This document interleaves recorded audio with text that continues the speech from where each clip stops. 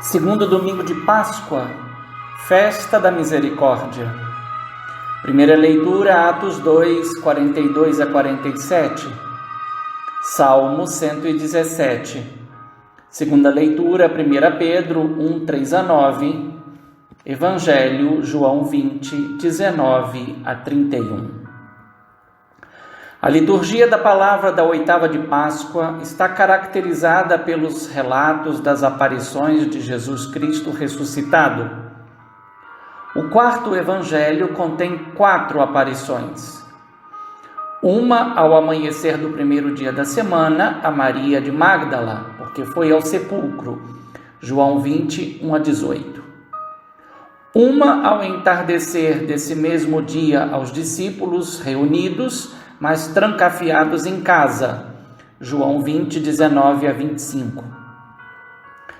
Outra, 8 dias depois, também aos discípulos nas mesmas condições, mas com uma ênfase em Tomé, João 20, 26 a 29.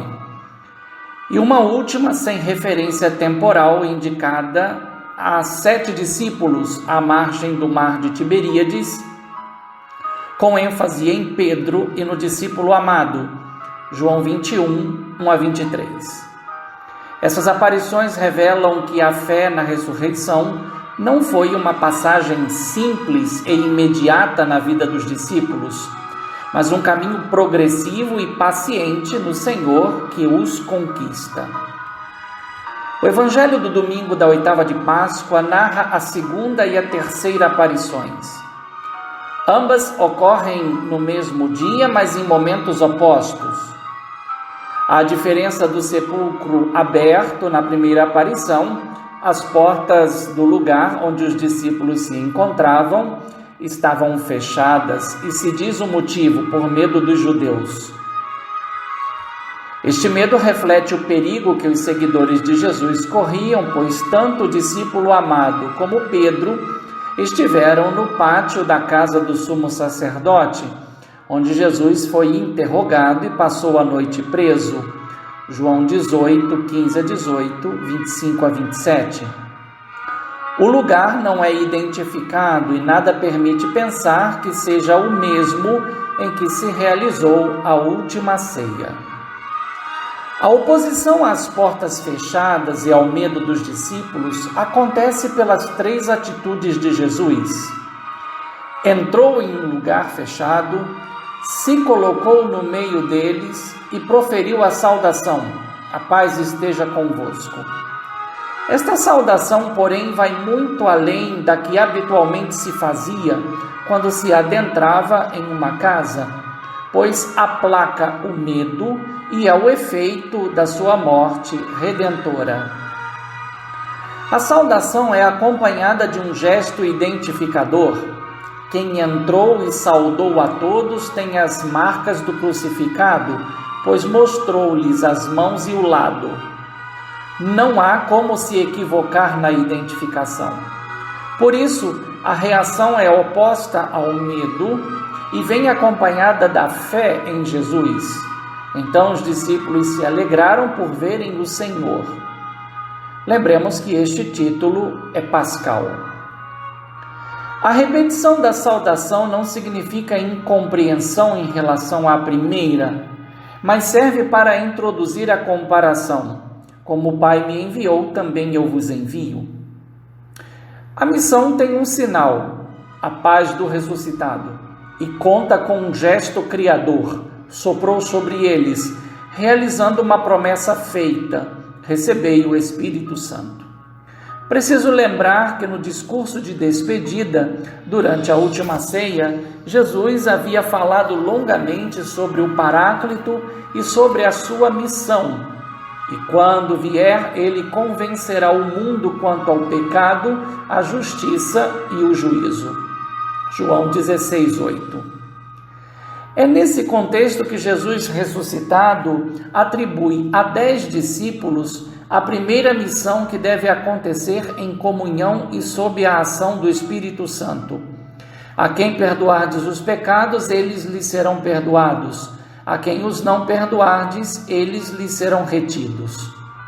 A possibilidade dos pecados serem retidos não se deve à vontade própria dos discípulos, menos ainda de Jesus, mas às condições do pecador, caso não se converta ou não se abra para receber o perdão. Essa missão é fruto direto do amor que Jesus demonstrou por toda a humanidade ao viver o mistério pascal. É preciso aprender e ensinar que a paz e o perdão caminham lado a lado na comunidade que professa a fé em Jesus ressuscitado. A ausência de Tomé é providencial por dois motivos. Em primeiro lugar, pois se obtém o número 10, mínimo necessário para uma assembleia litúrgica se constituir diante da palavra de Deus. Em segundo lugar, para evidenciar a atitude de Tomé e seus feitos. A identificação chamado dídimo, isto é, gêmeo, está condizente com João 11:16 e 20:24. Nada se diz sobre o motivo da ausência. A partir daqui, importa a transmissão da experiência. Vimos o Senhor. Diante dessa boa notícia, a reação de Tomé é mais do que inesperada, é incrédula. O que Tomé almeja para crer está em nível experiencial corpóreo. Ele quer experimentar, além do que o Senhor havia mostrado aos 10 após a saudação, vir a marca dos pregos, colocar o dedo nas marcas e a mão no lado aberto. A sua fé ainda não se tornou sensível e tampouco inteligível. Ele precisa das chagas para ser curado, pois são os sinais confiáveis da misericórdia de Deus. Esse empirismo exigido por Tomé tem um lado positivo, pois serve para dissipar qualquer sombra de dúvida.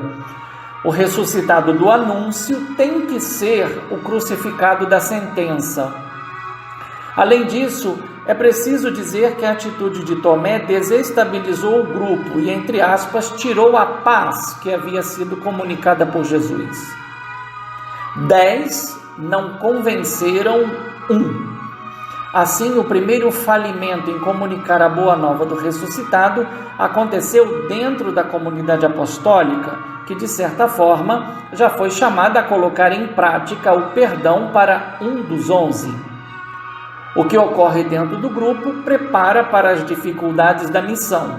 Portanto, a prontidão de Tomé revela que a fé na continuidade da vida após a morte não é algo tão fácil de ser professado.